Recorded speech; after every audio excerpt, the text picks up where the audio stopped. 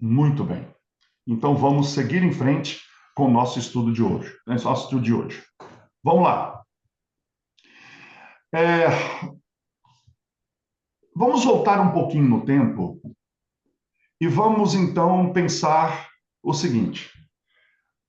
Logo depois que os filhos de Israel saíram do Egito, isso eu estou falando de mais ou menos 2 meses depois, daquele resgate maravilhoso que Deus fez, tirando os israelitas da escravidão egípcia, o que aconteceu? Nós já falamos e até comentamos, e até teve uma lição da escola sabatina que tratou desse assunto. A maioria deles virou, 2 meses depois, isso é interessante, a maioria deles virou as costas para Deus, virou as costas, né? E adorou aquele famoso bezerro de ouro. Pense nisso.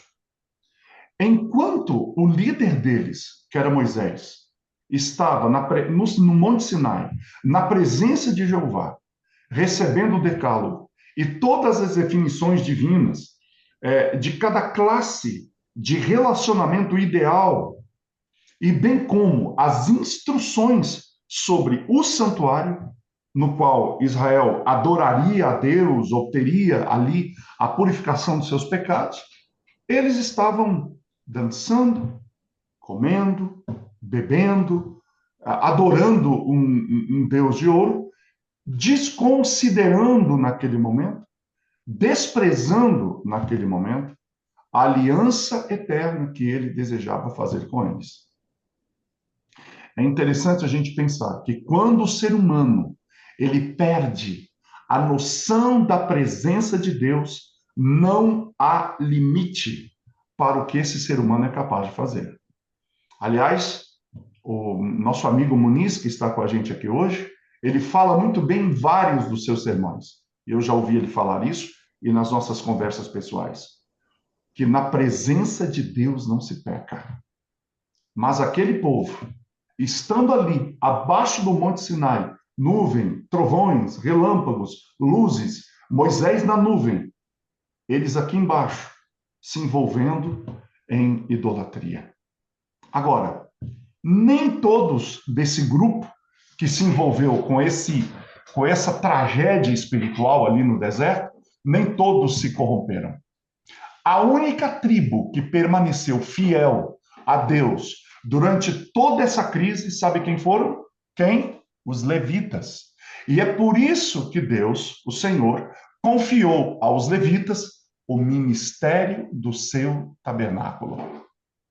Agora, do meio dos levitas, que Deus separou, e aí a gente lembra da questão dos primogênitos, né? Por que Israel devia dedicar, né, o primogênito a Deus? Porque Deus escolheu os levitas como seu primogênito e deixou Israel sem essa, aliás, as outras tribos, as outras 11, sem essa obrigação de trabalhar no santuário. Aí Deus falou: ok, eu pego uma tribo como o primogênito, como resgate, mas vocês têm que me dar um primogênito de cada tribo, porque todo o Israel é meu, e o Senhor diz, né, toda a terra é minha. Então, dentro da tribo dos levitas, o que o Senhor faz? Ele destaca, ele dá ênfase, ele chama a Arão e os seus 4 filhos para a honra do sacerdócio. E é interessante a gente pensar que Deus chamou Arão como sumo sacerdote, os seus filhos, que eram 4. Você já parou para pensar? Isso é só um comentário que eu estou fazendo. Que no santuário celestial, o Senhor Jesus também é visto de 4 maneiras, né? O seu poder, ou seja, ele é visto como homem, como boi, como águia, e o quarto animal que ele é visto, ele é boi, águia, homem e o cordeiro. Então, ou seja, os 4 filhos de Arão representavam, inclusive, esses 4 animais que se referem ao próprio Cristo. Então, o que aconteceu? Deus nomeia Arão, Deus nomeia seus 4 filhos, mas, infelizmente, Um tempo depois desta nomeação, aconteceu uma nova rebelião no meio de Israel. Quem se rebelou agora? Coré, um chefe levita, que não ficou satisfeito com esse convite que Deus fez a Arão e aos seus filhos, e com o coração cheio de ciúme, cheio de inveja, ele exigia que todos os levitas fossem nomeados sacerdotes. E aqui é importante a gente apenas fazer uma definição do que inveja é. Né? Às vezes as pessoas confundem. Eu gosto de explicar isso, só para o entendimento, para separar as coisas. Porque às vezes a gente fala assim, nossa, aquela pessoa é tão invejosa. Vamos lá. Vamos falar de inveja, ganância, cobiça, ambição. Vamos falar disso? Então vamos lá. O que é cobiça? Na cobiça, eu quero o que é seu. Qualquer coisa que não seja meu e que eu queira de você, que eu queira tomar para mim, certo? Eu vou olhar isso como uma cobiça. O que é ganância? Na ganância, eu ganancio, eu quero pegar tudo para mim. Eu só quero para mim. Os outros não, eu quero pegar para mim. Ou seja, quando eu penso sempre primeiro em mim, eu quero as coisas primeiro para mim, eu sou ganancioso. Não há espaço no céu nem para o cobiçoso, nem para o ganancioso. Agora, o invejoso é diferente. Na inveja, eu não desejo, me incomoda quando alguém sabe, tem, possui algo mais do que eu. Então, o invejoso, ele não quer o que é teu, ele não quer só para ele. Na inveja, eu só não quero que você seja ou tenha mais do que eu. E é muito comum o invejoso ele querer destruir, desqualificar o outro, para quê? Para que o outro não cresça, para que o outro não se destaque. Porque, no fundo, o invejoso, e aí eu estou falando de Coré, no fundo, o invejoso, ele se considera um desqualificado. O invejoso, ele não quer brigar pelo sucesso, ele não quer avançar na vida. O invejoso, ele não quer crescimento. O invejoso, ele quer estagnação. Olha que interessante. Ele quer que todo mundo esteja no mesmo nível. E, geralmente, o nível abaixo da possibilidade daquilo que a pessoa poderia chegar. Então, Coré, aliás, e a ambição é querer sempre mais. A ambição é um traço de personalidade, enquanto que cobiça, ganância e inveja é um traço de caráter. E um caráter ruim, um caráter que não é um caráter bom. Então, quando Coré, o chefe de Levita, ele começa a ter inveja de Arão, ele começa a se comparar. Todo invejoso se compara. Por isso que nós não deveríamos nos comparar a ninguém, né? Por quê? Porque a comparação, ela produz competição. A comparação pode te levar à inveja dessa pessoa. Nós devemos nos espelhar e buscar ser como Cristo. Só que tem uma coisa: quando a gente busca não se comparar, mas querer ser como Cristo, quando a gente ambiciona o caráter de Cristo em nossa vida, sabe o que acontece conosco? Nós automaticamente somos diminuídos em vez de aumentados. Por quê?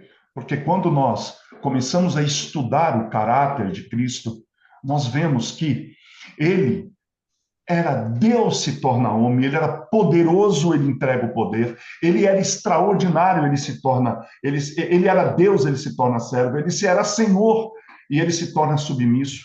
Ou seja, a comparação do nosso caráter com o caráter de Cristo não tem como produzir inveja em nós. Pelo contrário, produz em nós um sentimento de incapacidade, um sentimento de desempoderamento.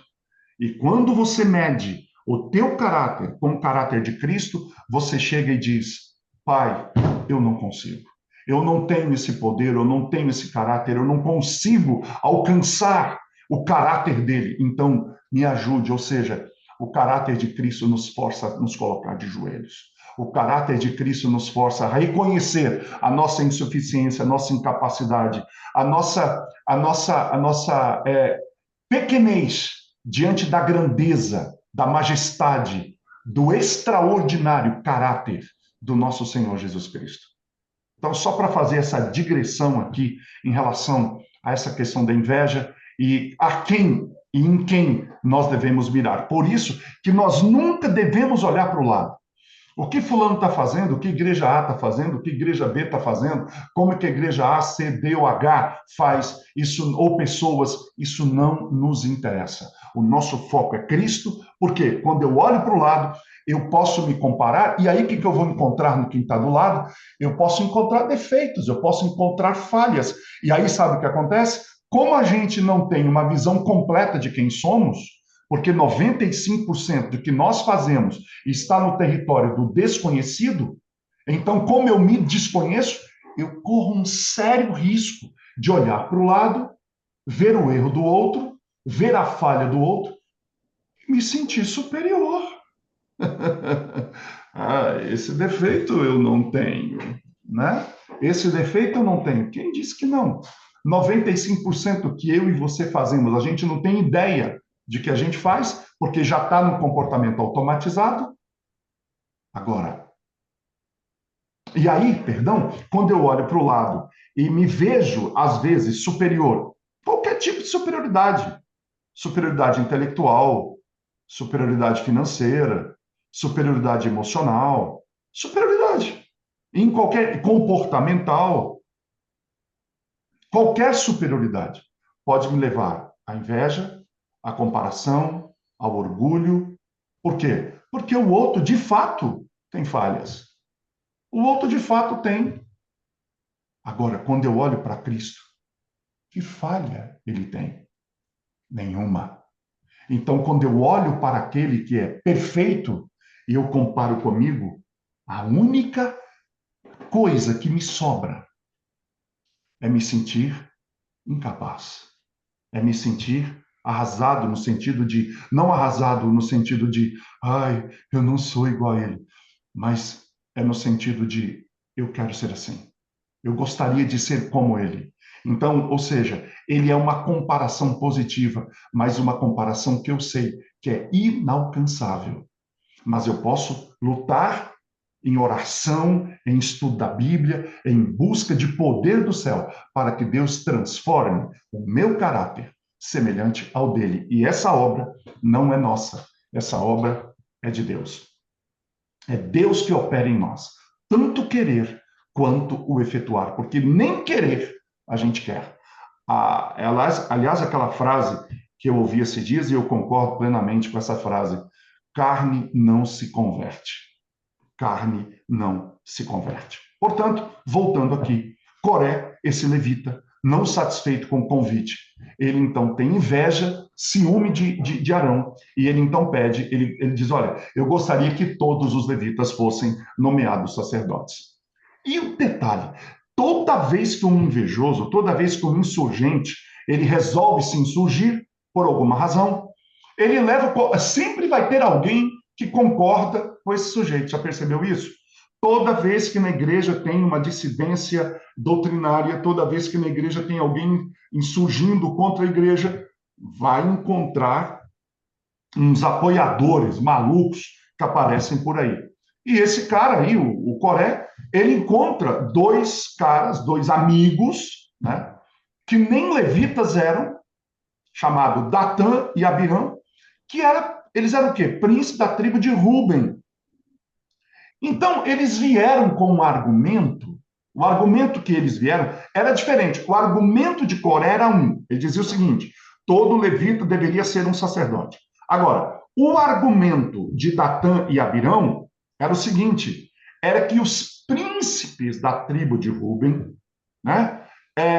Aliás, eles eram príncipes da tribo de Ruben. Então, eles vieram com o argumento que, já que o primogênito de cada família tinha sido os sacerdotes desde os primeiros tempos, ou seja, até o momento que Deus escolhe a tribo de Levi, e a partir da tribo de Levi, e dentro da tribo de Levi, perdão, ele destaca, ele escolhe Arão e seus filhos para serem sacerdotes e sumos sacerdotes, o sumo sacerdote no caso de Arão, ele fala assim, bem, Abirão e Datã fala, antes disso, os príncipes e os cabeças da tribo eram os sacerdotes de todo Israel, e não a tribo de Levi. E aí eles usaram a mesma declaração do Senhor. Engraçado que quando você olha a tentação de Jesus no deserto, Satanás também usou argumento bíblico, argumento divino, para que Jesus usasse isso como justificativa para atender à tentação dele. Sabe que argumento eles usaram? Eles usaram o argumento de que o próprio Deus havia dito que Israel é o meu primogênito. Então, se Israel é o primogênito, então todo o Israel. Mas, no fundo, o que eles estavam dizendo? Veja bem, o Senhor Deus falou a Moisés que deveria escolher a tribo de Levi e, dentro da tribo de Levi, Arão e os seus filhos. Não foi Deus que apareceu e falou. Então, o que eles começaram a pensar? Isso é rolo de Moisés. Moisés está de rolo. Moisés está querendo. Eles começaram a pensar assim: isso é nepotismo. Moisés quer só a turminha dele, só a turminha dele, só a família dele. Deve ter sido mais ou menos isso. Tudo é a turminha deles. Não, senhor, nada a ver.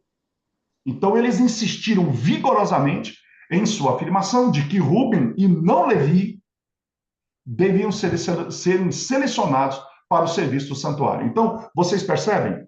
Coré, Datã e Abirão estavam numa rebelião contra Deus e contra a liderança de Moisés e de Arão, mas eles não estavam com o mesmo objetivo.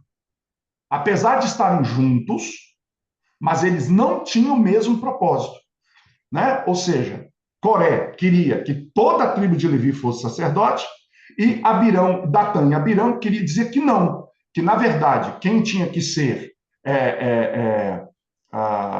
sacerdote era os príncipes de todas as tribos de Israel, incluindo os príncipes de Levi. Então eles tinham objetivos, eles estavam na mesma batalha, mas com objetivos diferentes.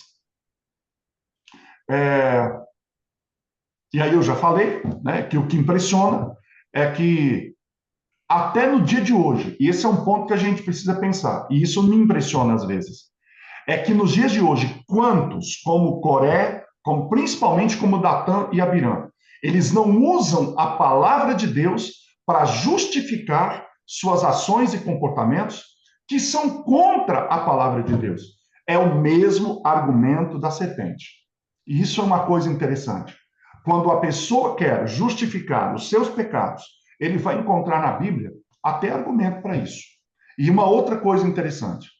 Quando os argumentos bíblicos corroboram com aquilo que eu acredito ou aquilo que eu faço, ótimo, a Bíblia é inspirada, o Espírito de Profecia é inspirado, mas quando a Bíblia ou o Espírito de Profecia vem e diz coisas, escreve coisas, fala coisas que vai contra o que eu gostaria de fazer, eu desqualifico a Bíblia, eu desqualifico o Espírito de Profecia para que eu possa continuar no meu pecado. Isso acontece muito na igreja hoje em relação a usos e costumes. Quando o Espírito de Profecia fala sobre comida, quando ele fala sobre roupa, sobre vestimenta, sobre comer, sobre beber, onde ir e onde não ir, que choca direto com aquilo que a pessoa quer continuar fazendo, aí ela diz assim, não, mas não é bem assim. Isso aí foi naquela época, isso foi para aquele tempo. O mesmo argumento da serpente, o mesmo argumento de Datã, o mesmo argumento, ou argumento similar ao de Abirão. Bem, esses três líderes, então, descontentes, irados, cada um agarrados ao seu próprio ponto de vista, eles uniram forças e não foram sozinhos. Se não bastasse os três, outros 250 governantes tribais, lá em Números 16:2 diz que eram famosos na congregação. Sabe o que é famoso? Era assim, os youtubers da época, né? Os influencers da época. Sempre tem aí os influencers. Não é a primeira vez que você tem influencers, não. Lá na época já tinha os famosinhos, os que estavam assim bombando, né? Os caras estavam bombando, os famosos, os nomes de renome, eles se juntaram a eles num confronto planejado contra o poder de Deus. Irmãos, irmãs, eles eram líderes nomeados. Líderes nomeados.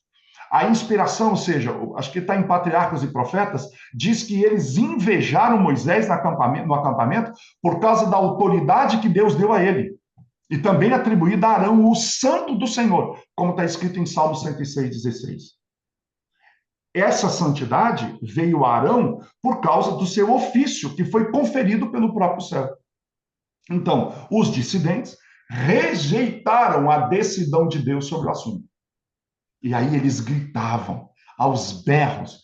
Eles diziam o seguinte: Moisés e Arão se sobrecarregam. E aí tem um detalhe. Olha aqui, quando a gente estuda o texto profundo, você vê as nuances, sabe? Você vê as coisas detalhadas. Eles até usaram o argumento assim: Moisés, Arão, vocês vão se sobrecarregar, vocês estão muito cansados, é muita tarefa. Parecia que eles estavam querendo dar aquele ar de piedade pelo peso que Moisés e Arão carregavam, mas na verdade era pura inveja. Sabe o que eles falavam?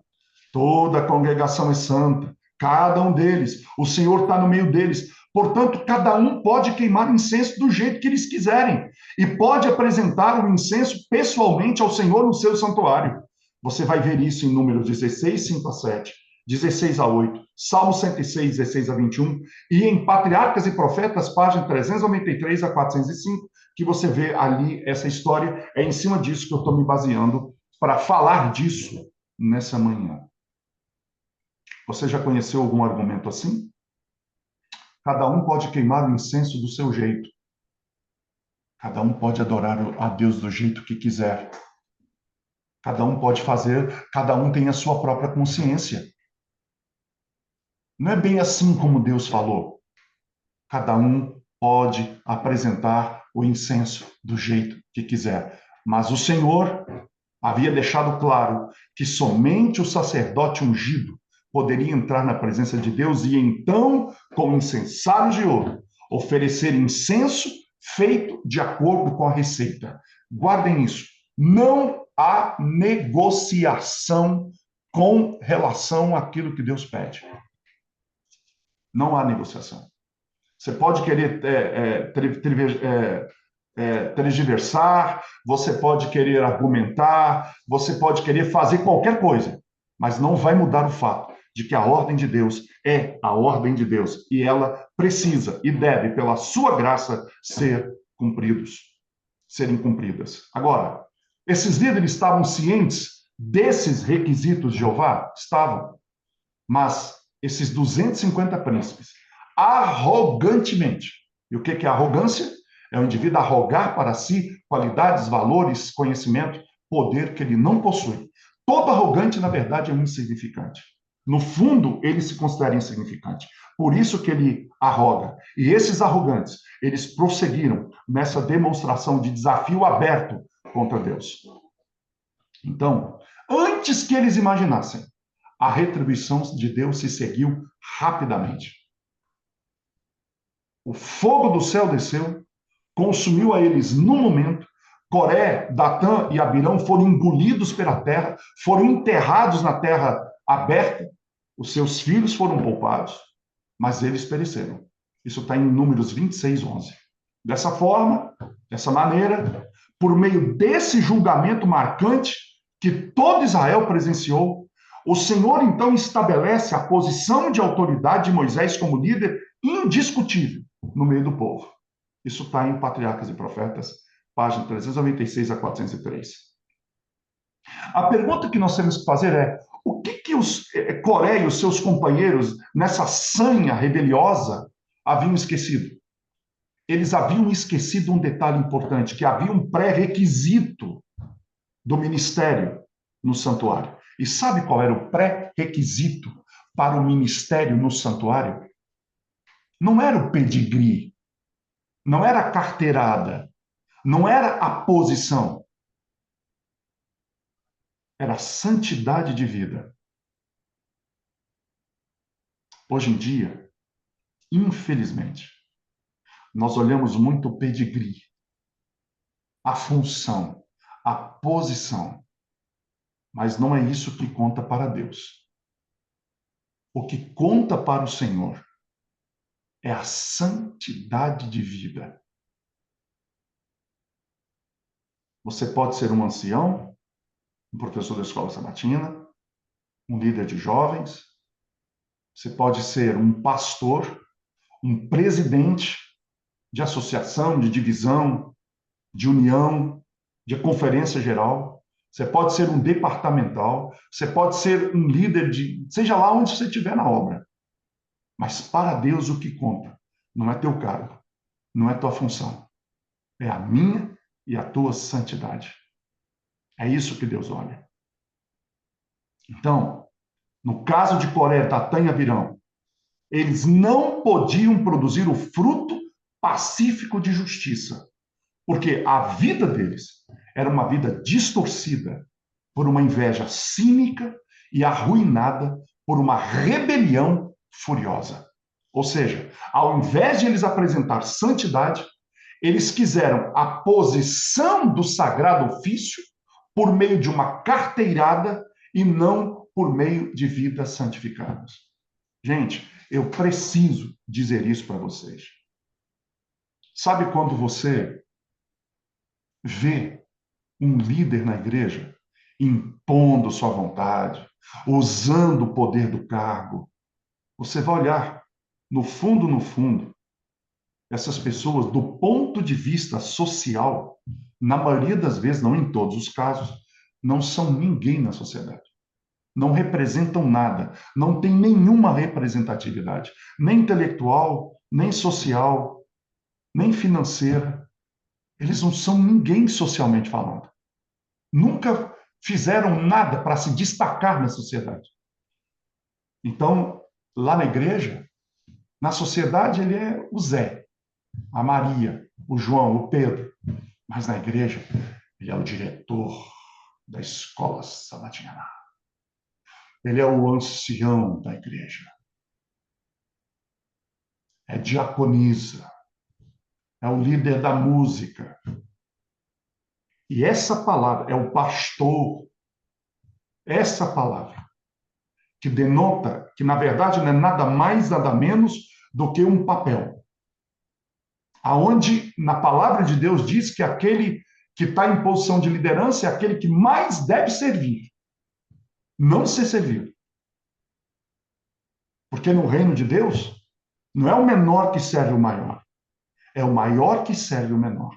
A começar pelo próprio Deus, que é o maioral de todos e que veio como servo, lavar pés de discípulos, andar com os pés descalços na poeira lá da Judéia, vestindo um vestido simples, uma roupa simples, comendo com pecadores e publicanos, e morre pregado numa cruz de braços abertos, chicoteado pelos açoites dos soldados, mas que representavam muitas vezes nossas línguas, que batem tanto nos outros através das nossas palavras.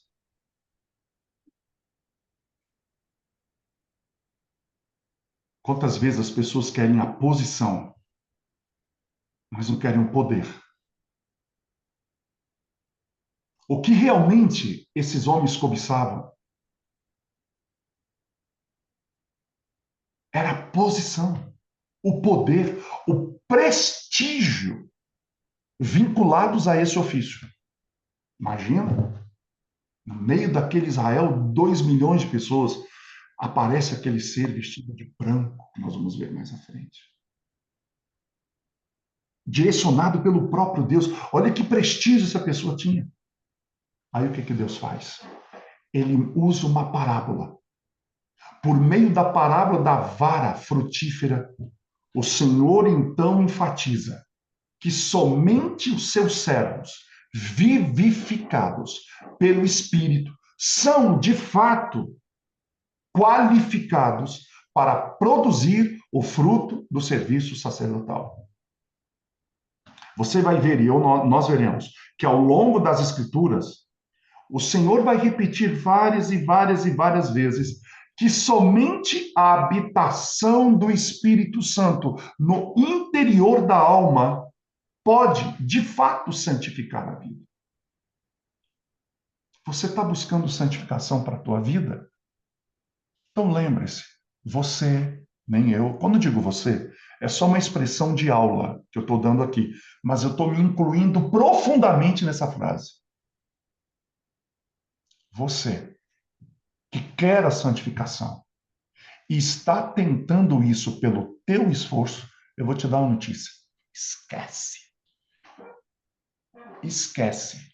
Você nunca vai conseguir. Porque carne não santifica. Carne não se converte. A obra da santificação, que é levar o homem à obediência, a obra da santificação, que é desentronizar o ego e entronizar Deus de volta, porque lá no Éden houve uma troca, Deus saiu do trono, ele não saiu, ele foi chutado para fora, e ele, como um gentleman, aceitou o convite, falou, o homem falou, vaza daqui, eu não quero saber de você. Deus falou, tá bom, estou indo. E Satanás vem e senta no trono que era de Deus. É isso que aconteceu no Éden. Mas Deus veio para desfazer as obras do diabo. É isso que está na palavra. Agora, eu e você podemos achar que nossos pais e a nossa natureza, que entronizou Satanás como centro na pessoa do ego, das nossas vontades e desejos, você acha que nós vamos ter condições de desfazer isso? Nunca. Como é que isso é desfeito? Isso é desfeito pela habitação do Espírito no interior da pessoa. Só Ele, só o poder de Deus pode santificar a nossa vida. A própria palavra diz: o Senhor Deus que vos santifica.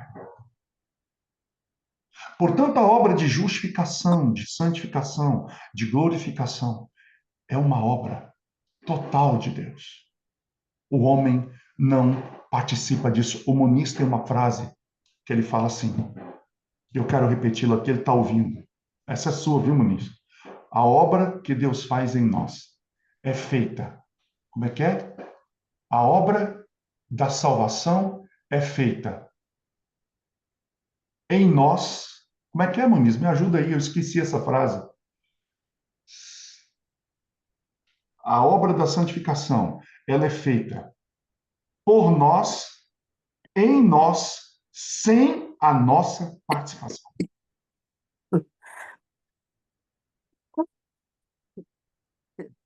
A obra da santificação é feita por nós, em nós, sem a nossa participação. É algo mais ou menos assim que o Muniz ele trata nos seus sermões.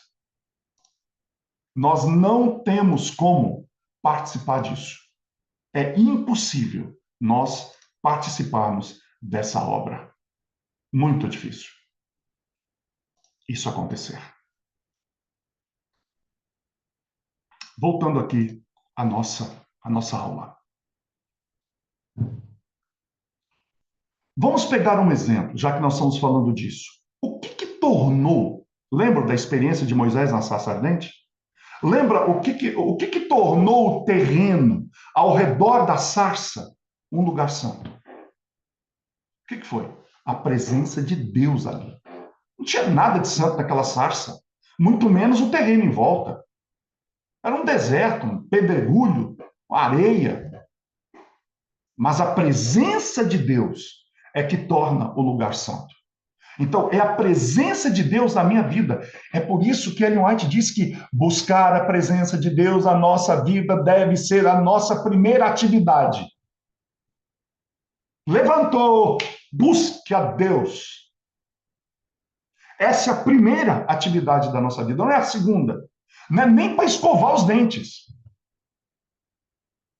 É para levantar, já escorregar na cama, botar o joelho no chão e pedir.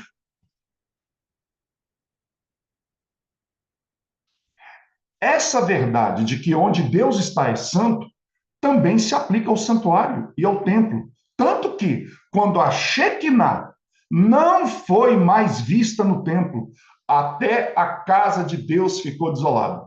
Então, às vezes a gente fala assim: olha, essa igreja é um lugar santo, o púlpito. Que púlpito é santo? Coisa nenhuma. Aquilo é madeira, acrílico. Tem gente que está usando até tambor agora, né? O que santifica o lugar é a presença dele. O que santifica o templo é a presença dele, não é a minha presença. Não é o que a gente faz lá. Não é. E muitas vezes eu fico pensando nisso. É uma coisa que eu queria tanto que a liderança da igreja pensasse, refletisse. Ah, meu Deus, como eu gostaria. Será que tem alguém hoje na igreja, seja um ancião, seja pastor, seja líder? Eu não sou líder de nada na igreja. Eu sou um líder, mas não líder oficialmente falando, eu não tenho cargo nenhum. E por isso que talvez eu não me sinta à vontade para. Aliás, eu nem poderia ser, né? Porque eu ia arrumar tanta confusão. Eu fico pensando assim hoje. Será que está havendo na cabeça? Eu fico pensando, né? Quando a gente olha para a Bíblia, vamos olhar para a palavra. Será que essa liderança está se perguntando assim? Vamos dar uma olhada nos cultos que a gente está fazendo na igreja hoje. Música, estilo de sermão, estilo de adoração. Nós estamos fazendo isso para quem? Para cumprir uma agenda? Eu acho muito interessante que eu já falei isso aqui e vou repetir. As pessoas falam assim, a programação da igreja. Programação quem tem é a Globo. O SBT tem programação. Programação? Programa? Meu Deus, é um programa agora. Culto não tem programa, culto tem liturgia. E a gente enfia tanta coisa nessa liturgia que, de fato, vira um programa. Será que os estão pensando que quem santifica aquele lugar é Ele? E é a Ele que nós temos que adorar? Então, quando eu vou cantar, quando eu vou pregar, eu tenho que pensar assim: essa música agrada a mim ou agrada a Ele? Essa música exalta a mim ou exalta a Ele? Esse sermão fala de mim ou fala dele?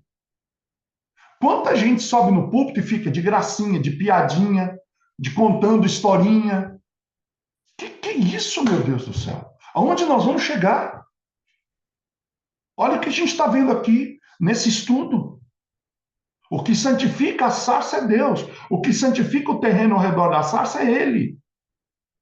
Será que tem líder fazendo pelo menos uma análise? Meu Deus, o que a gente está fazendo? Isso está correto? É assim mesmo? Não é o que você ou eu pensamos. Vamos lá, vamos olhar para a Bíblia, vamos olhar para o princípio de profecia. É isso aqui que é adoração? Ou não?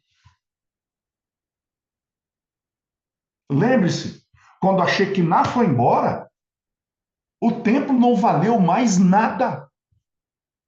Cristo mesmo falou: não vai ficar pedra sobre pedra que não seja derrubado aqui. E quando os romanos invadiram Jerusalém no ano 70, a Shekinah já não estava lá há muito tempo, Deus não fez absolutamente, porque aquilo para ele não mora em prédios feitos de pau, de pedra ou de cimento.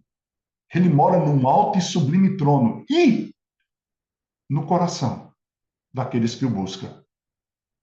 Olha o que a Ellen White diz.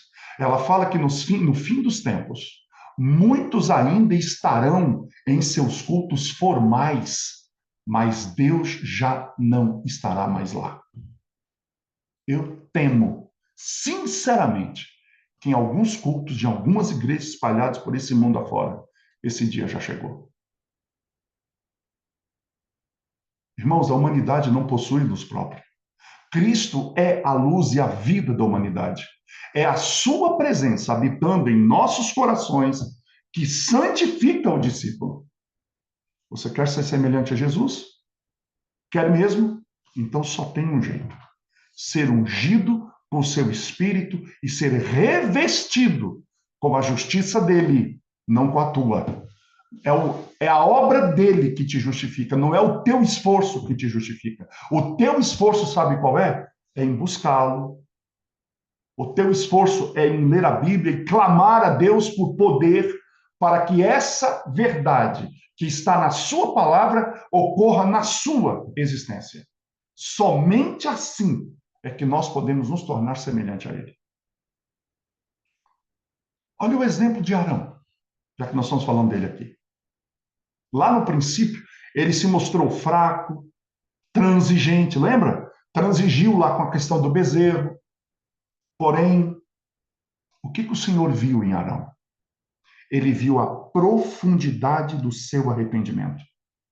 Ele notou em Arão a força da decisão de emendar a vida dele. A decisão, a escolha, ele decidiu: Deus, eu vou emendar minha vida pela tua graça, eu nunca mais vou me envolver nisso, pela tua graça. Deus falou assim: Arão, seu arrependimento é verdadeiro, vem cá para ser meu sumo sacerdote. Essa é a graça de Deus. Ele tira um homem que praticamente se envolveu em idolatria, compactuou com aquilo, ajudou aquilo a acontecer. Arão foi um idólatra, igual aquele povo, porque quem cala consente, quem compactua consente. O que a gente anda consentindo que acontece por aí, compactuando com o que acontece por aí? Não se levanta em uma voz dizendo não, como Elias. Olha o que Deus teve ao longo da história. Por que Deus consolidou o sacerdócio daquele que entrou na tenda e atravessou aqueles dois com a lança? Lá no caso de Baal Peor. Deus quer homens como este, como Elias, aqueles que se levantam e que não temem chamar o pecado pelo seu verdadeiro nome, não o pecador, o pecado pelo seu verdadeiro nome. Aqueles que expõem o erro à luz da palavra.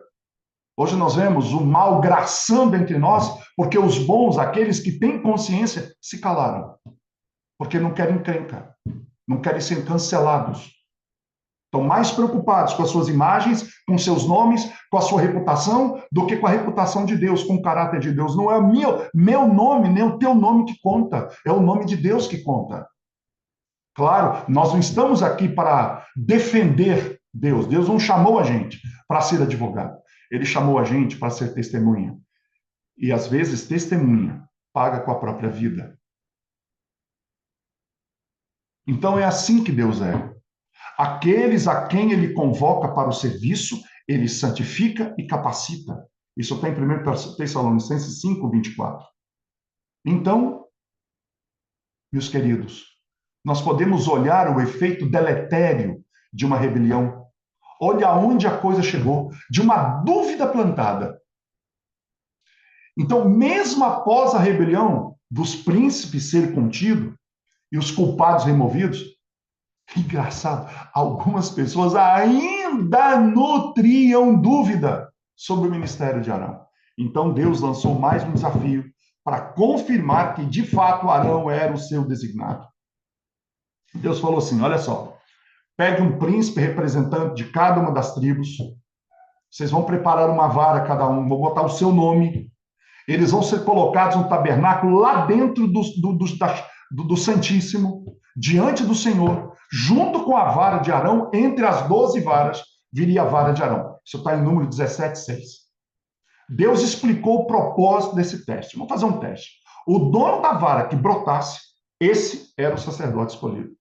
Então estava lá, 12 varas, mais a de Arão, 13 varas no total, e naquela noite, 12 príncipes, acho que nem dormiram. Você pode imaginar esses príncipes conversando em suas casas, com as suas famílias sobre o assunto, pensando assim: oh, será que ela vai brotar? Será que alguém, aquela noite em que as varas passaram no Santíssimo, oraram: Deus, por favor, faça com que essa vara brote. Não adianta orar e pedir a Deus para que diga sim àquilo que ele já disse não.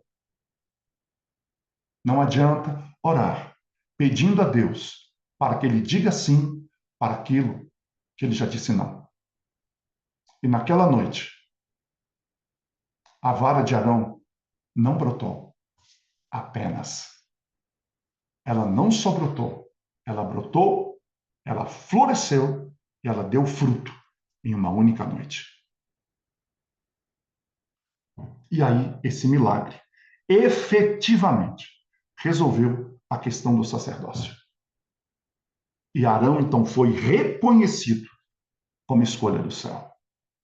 Agora, essa foi a história de Arão.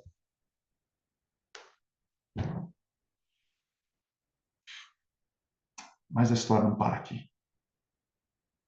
Vamos dar uma olhada nas credenciais desse ramo seco que brotou. Por quê? Porque ele aponta para o Redentor ressuscitado. Essa vara de Arão, ela quer dizer muito mais do que simplesmente uma prova de que Arão era o escolhido. O que foi a ressurreição da vara de Arão? Para que ela voltasse a brotar, produzir flores, frutos, ela teve que possuir de volta a sua capacidade inata que ela possuía quando estava ligada à árvore. E em qual árvore? Essa árvore, esse galho seco, essa vara seca, esteve ligada um dia. Em que vara? Em que árvore? Em uma amendoeira. Ela só poderia estar ligada a uma amendoeira, já que ela era uma vara de amendoeira. Então, suas amêndoas provaram que o galho do deserto havia sido cortado de uma amendoeira. A lição aqui é clara. O tipo de fruto produzido depende da natureza da árvore. Em Jeremias 1, 11 e 12, o Senhor pergunta ao profeta o que ele via.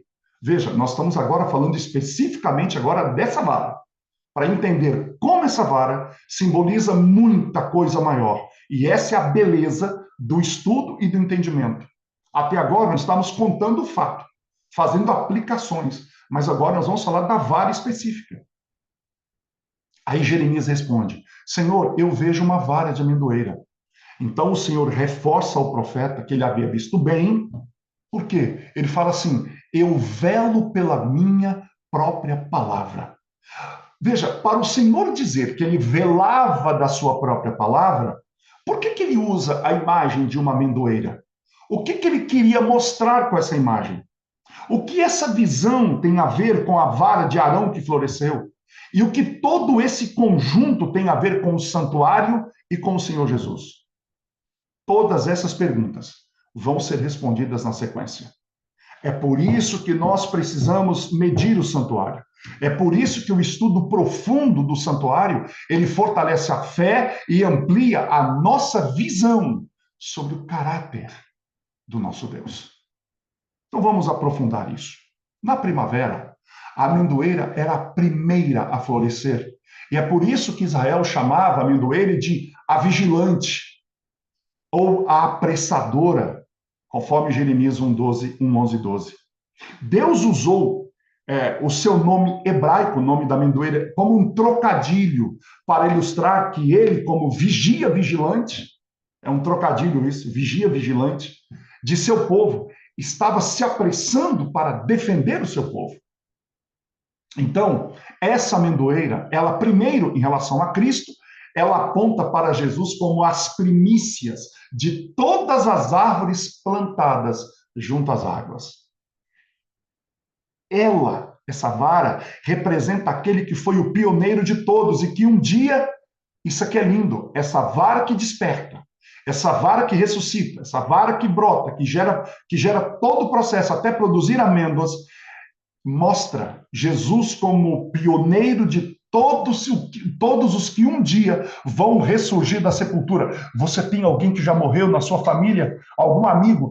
A vara já floresceu. Ela já produziu amendoeira. Ela já ressuscitou. E então, Jesus representa, então, nós temos a garantia da ressurreição, porque Cristo é o primeiro. Ele foi o primeiro a despertar para defender o governo do céu. Ele fez isso para exigir, guardem isso, Cristo foi o primeiro a despertar, para defender o governo do céu e para exigir de volta os santos que lhe pertencem. Ele fez isso para a salvação da sua igreja e para o silenciamento dos seus opositores. Agora, eu falei da primavera como estação dos botões, mas a verdade, ele se forma no outono. Quando o botão está se desenvolvendo, sabe o que ele faz? Ele empurra as folhas mais velhas. Olha que interessante, ele joga as folhas velhas fora. Eles parecem frágeis, mas dentro desses botões preservam a própria existência da árvore, tanto do fruto quanto do seu futuro. Ou seja, o futuro da árvore depende desses botões, porque desses botões vão gerar amêndoas, que serão sementes plantadas para gerar novas árvores. O botão, portanto, é um sinal de renovação. É uma promessa de que haverá crescimento mesmo depois do mortal inverno. É uma promessa de ressurreição. E agora, voltando a falar especificamente da vara de Arão que floresceu, nós não podemos deixar de salientar que esse galho estava morto. No entanto, quando nós olhamos para a vara de Arão com amêndoas, a gente pode ver a sucessão de estações em uma única noite, resumindo, na verdade, o ciclo da vida.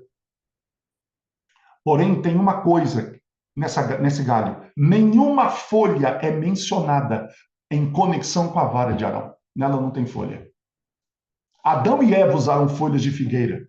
As primeiras folhas mencionadas na Escritura, para fazer o quê? Roupas para esconder a sua nudez. Na parábola representada por Cristo, lá na figueira amaldiçoada, o fato de que ela não produzia nada além de folhas, que está em Mateus 21:19, Marcos 11, 13 a 14, representava a condição da nação judaica sufocada, que eles estavam por pretensões vazias, camuflada ali, aquelas folhas camuflavam a hipocrisia daquela nação. E por que ela foi amaldiçoada? Porque ela insistia em só ter folhas, ela não produzia fruto. O que é folha nas Escrituras? Folha representa os esforços fúteis e efêmeros do homem para esconder sua culpa com suas próprias obras. Todo aquele que tenta alcançar o céu com as próprias obras, eu tenho que me esforçar, eu tenho que me esforçar. Ele, na verdade, ele não está produzindo fruto, ele está produzindo folha. É por isso que quem quer produzir, quem quer salvar-se com as suas próprias obras, ele não consegue, aí gera uma frustração terrível, porque ele olha, a vontade é grande, mas o comportamento que ele produz não consegue produzir o comportamento que ele quer. É por isso que ele se frustra, porque ele só está produzindo folhas. Porque fruto, quem produz é o Espírito, não é ele. Então é interessante. Esse pecador, enquanto que ele tenta esconder sua culpa com as suas obras, como em caso Gênesis 3:17, ao mesmo tempo ele procura exibir a sua justiça própria. Agora olha para a vara de Arão em contraste. Essa vara frutífera de Arão é um tipo de ministério vivificante de Jesus, nosso sumo sacerdote. Quando uma árvore produz frutos, ela não está produzindo, isso aqui é muito importante eu falar disso agora. Quando uma árvore produz frutos, ela não está apenas produzindo frutos para o momento. Ela está garantindo que o fruto dela alcance 1000 gerações que ainda não nasceram. Sabe essa laranja que você come hoje? Essa manga que você come hoje? Você só come hoje porque há 1000 anos, 6.000 anos, a manga vem produzindo fruto. Portanto, você não produz fruto só agora.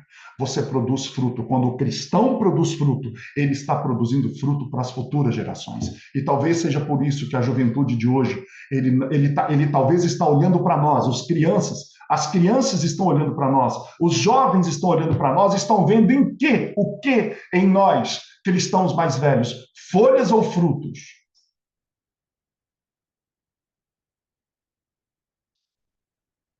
Sabe, a árvore produzindo fruto é um processo bastante abnegado. E é nisso que a gente vê o ministério maravilhoso de Jesus. Sabe o que Deus prometeu a Abraão, perdão? Em tua semente serão benditas todas as nações da terra. E Paulo identifica a semente de Abraão como o próprio Cristo. É por isso que Cristo é tão frutífero, porque através dele toda a nação do mundo é alimentada. Já imaginou uma árvore que produz tanto fruto que pode alimentar o mundo inteiro? Esse é Cristo.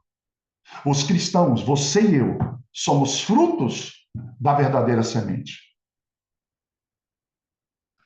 A esperança da vida eterna tem que alcançar o não cristão quando ele olha para nós e percebe a nossa alegria, a nossa satisfação, porque nós já vivemos a vida eterna.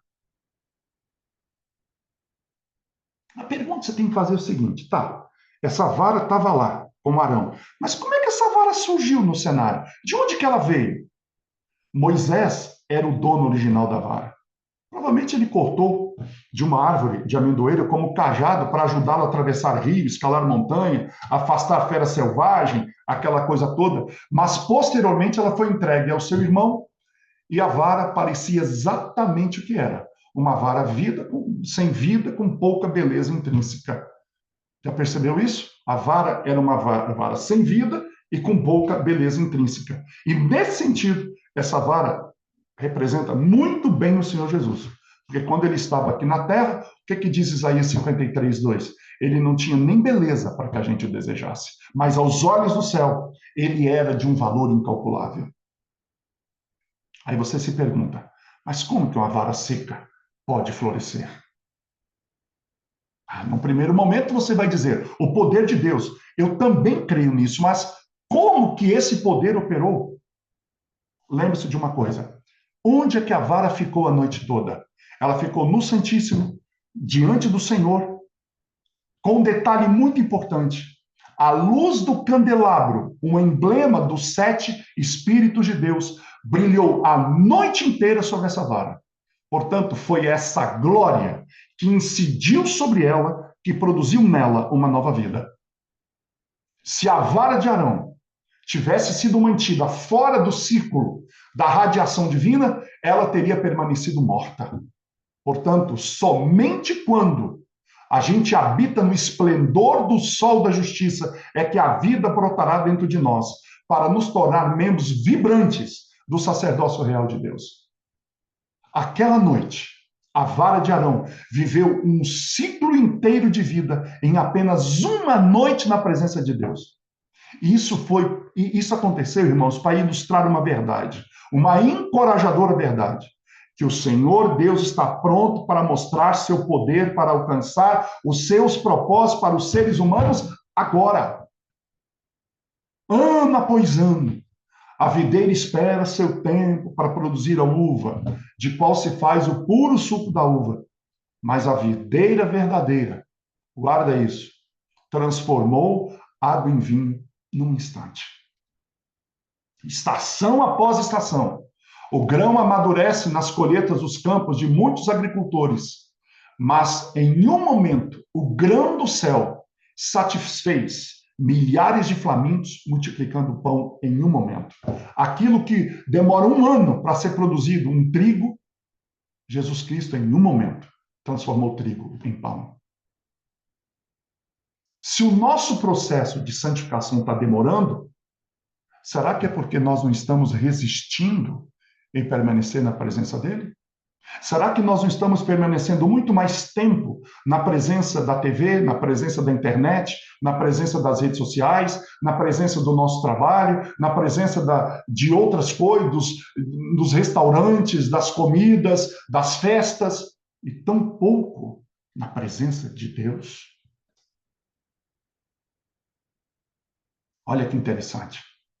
Através do ciclo constante da natureza, os peixes se reproduzem no rio, no oceano, aí passa pelo processo de fecundação, germinação dos ovos, aí vem o girino, aí o peixe vai crescendo, mas com um toque das mãos criativas de Cristo. Ele pegou alguns peixinhos mortos, cozidos, e alimentou uma multidão. E assim foi que, enquanto Israel dormia, a energia criativa transformou rapidamente a vara morta de Arão em um renovo frutífero. Um outro aspecto importante. Onde foi que a vara de Arão brotou? Ela brotou no deserto. Isso por si só mostra como que são privilegiadas as árvores plantadas junto aos rios. Irmão, isso aqui é muito rico. Se a vara de Arão, na presença de Deus, brotou no deserto, como é que as árvores que estão plantadas junto aos rios vão ter desculpa para não frutificar? Você está plantado junto a rio. Você tem a Bíblia, você tem lição de escola sabatina, você tem Espírito de profecia, você tem pregações, 53 sermões por ano em cada sábado. Você tem Rede Novo Tempo e tanta. Você está plantado junto a rio. Você não está no deserto. Eu não estou no deserto. Que desculpa nós temos para não frutificar se a vara de Arão seca e morta em uma noite completou todo o ciclo de produção, porque estava na presença do Senhor?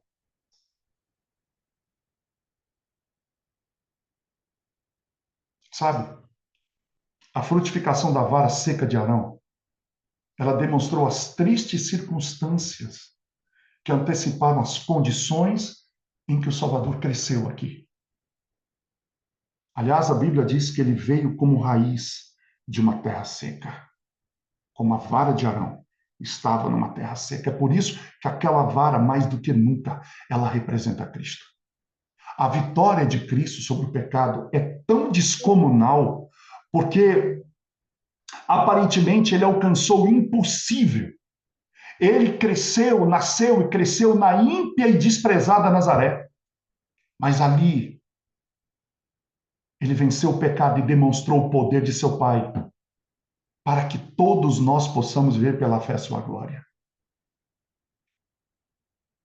Essa vara, que floresceu à luz do candelabro no santuário, no seco deserto, já havia no Egito devorado serpentes, absorvido o seu veneno. Está em Êxodo 7, 9 a 12. Lembra quando aquela vara de Arão é a mesma que Moisés jogou no chão ali Arão e transformou em serpente e comeu as serpentes com seus venenos. E ambos, serpente e veneno, são símbolos bíblicos do diabo. Para quê? Para permitir que o povo de Deus escape das amarras de Satanás. A vara até mudou de aparência, para temporariamente parecer uma cobra, embora não se tornasse realmente uma. Isso tudo é para apontar a humildade do ramo celestial de Deus. Isso está em Patriarcas e Profetas, página 264. Outra coisa, o poder de cura, e Cristo curava. O poder de cura foi mais tarde exibido através da serpente sem vida de bronze, lá no deserto, para restaurar aqueles que estavam morrendo pelo veneno de cobras. Sabe o que tudo isso significa? Elas revelam as mudanças sofridas pelo Filho de Deus na cruz, quando levantado para curar as almas escravizadas e que perecem. Ele fala isso em Nicodemos: eu, quando for levantado da terra, todos atrairei a mim, assim como Moisés levantou a serpente no deserto. Importa que o filho do homem seja levantado. Isso está em João 3, 14 e 15.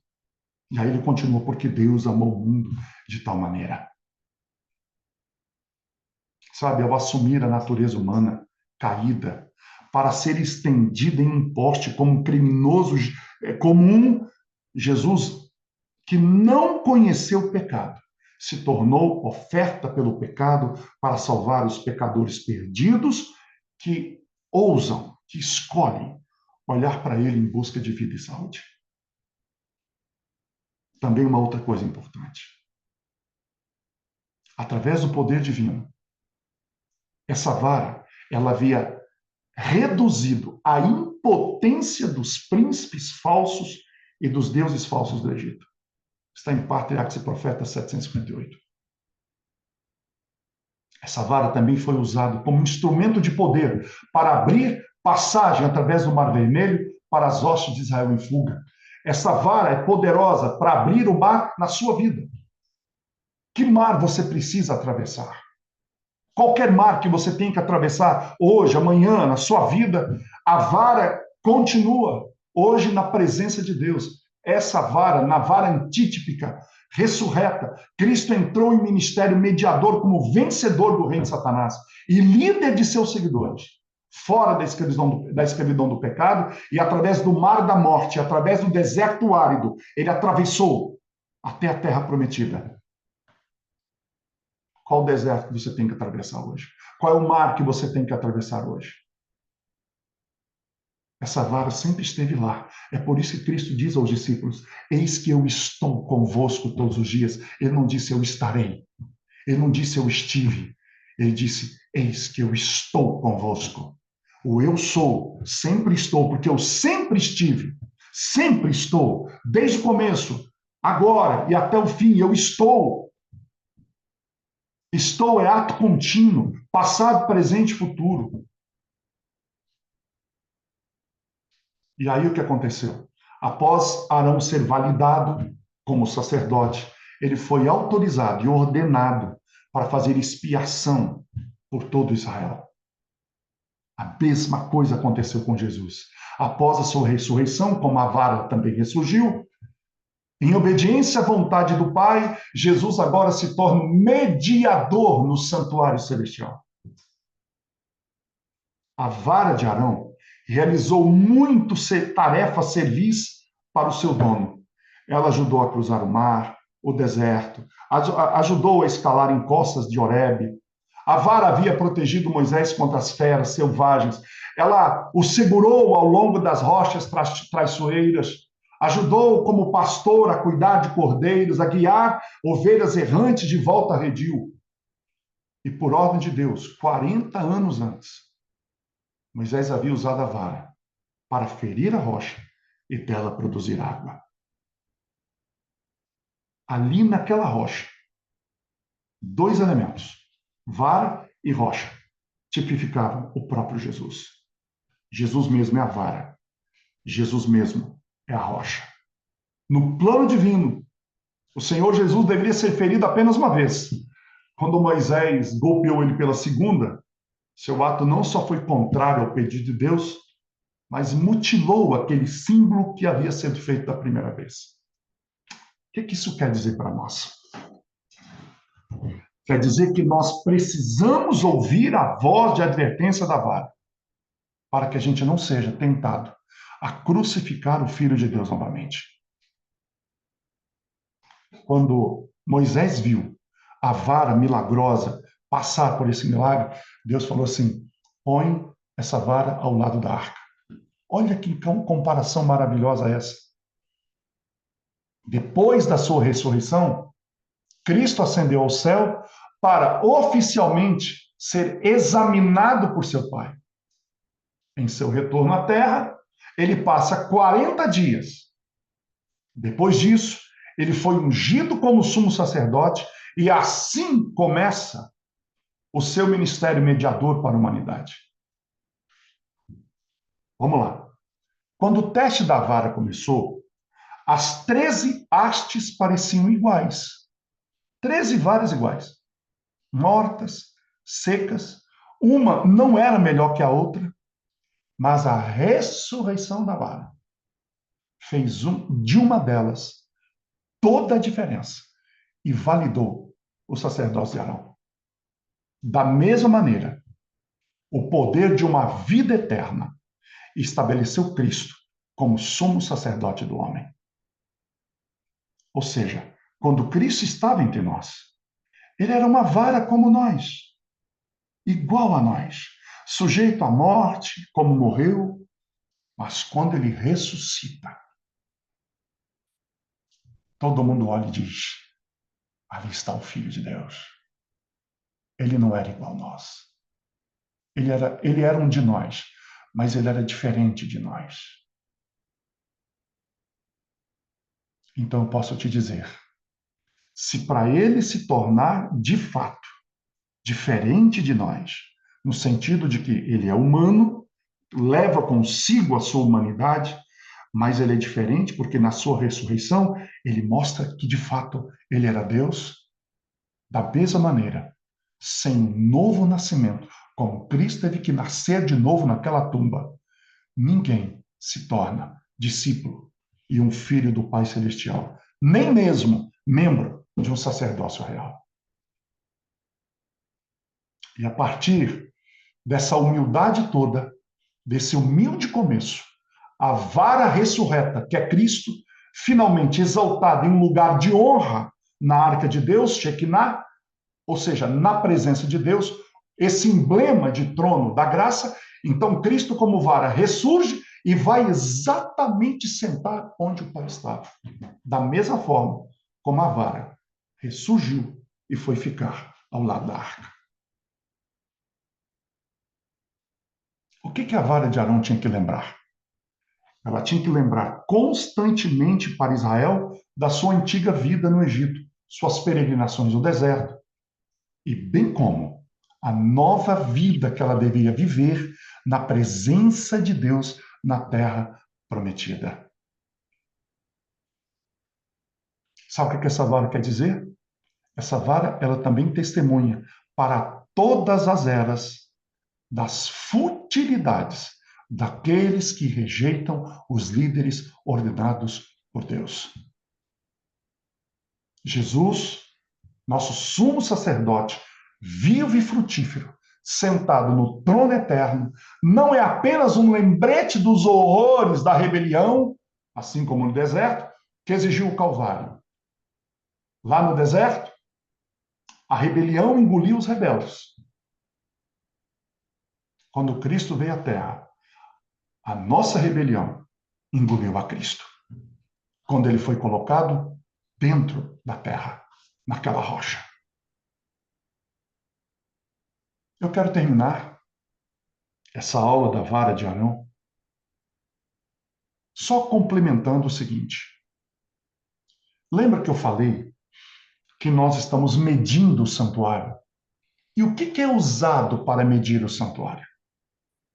A vara é o padrão dessa medida.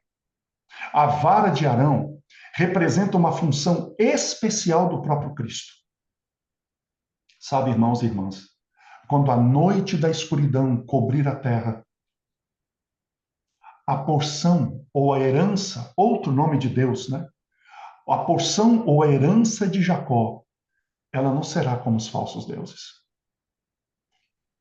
Somente quando os seguidores de Jesus se identificam com ele, então o Israel da fé se torna a vara de sua herança. Isso está em Jeremias 10:16.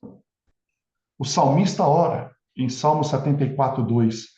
Lembra-te da tua congregação, que adquiriste desde a antiguidade, da vara da tua herança, que resgataste desde o Monte Sião em que habitaste. Portanto, esta vara, guardem isso, não saiam da live, ou vejam depois no vídeo. Essa vara, ela é considerada a unidade divina de medida, ou o julgamento pelo qual a qualidade do mundo é avaliada. A inspiração declara: Jacó é a sorte, ou melhor, o lote da sua herança. Sabe o que significa a palavra lote aqui? A palavra lote significa, está em Deuteronômio 32, 8 e 9. A palavra lote, ou sorte, ou lote, significa uma linha de agrimensor ou corrente usada para calcular a área da terra que está medindo. Até hoje a gente fala de um bastão como unidade de cálculo linear. Quando o Altíssimo dividiu as nações, ele estimou o território que cada um deveria ocupar, levando em conta o bem-estar do seu povo Israel como critério. Por isso que Israel era uma vara de medir. Porque quando Deus falou assim, como é que eu vou dividir essa terra? Onde vai ficar cada nação? Deus não olhou para as nações para dizer onde elas deviam ficar. Deus olhou para Israel, onde Israel deveria ficar, e a partir de Israel é que ele colocou as nações nos seus lugares. Portanto, Israel era a vara de medir. Então, veja, o que eu estou querendo dizer com isso? Que se a vara é uma unidade medida, se Israel é considerada a vara de Deus de medir, então está claro que o padrão final da medição será Cristo. A raiz do tronco de Jessé, o renovo. Por que Cristo? Porque Cristo cumpriu a lei. Por isso que o fim da lei é Cristo. Porque Cristo será o padrão de medida.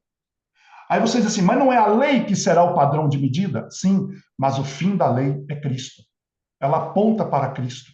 Não só aponta para Cristo, como dizendo, ele é o único capaz de te salvar de mim mesma, como se a lei dissesse, mas a lei também diz, ele me cumpriu, portanto, o padrão é ele.